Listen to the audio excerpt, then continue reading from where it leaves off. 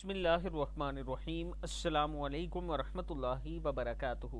अगर कोई शख्स बाद नमाज मगरिब 71 बार ये दुआ पढ़े, इज़्ज़त और कामयाबी उसे हासिल होगी।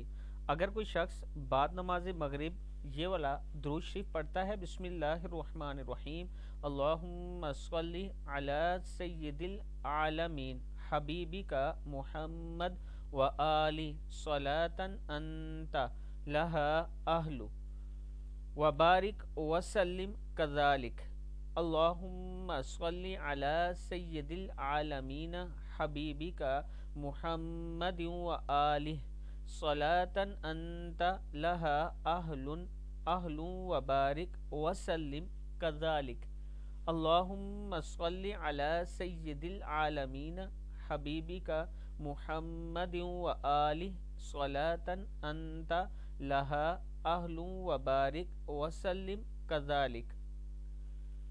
ऐ अल्लाह रहमत नाजिल फरमा, जहानों के सरदार अपने हबीब हज़रत मोहम्मद सल्लल्लाहु अलैहि व आलिहि वसल्लम पर और इनकी आल पर ऐसी रहमत जो तेरी शयान शान हो, और इस तरह बरकत और सलाम नाजिल फरमा।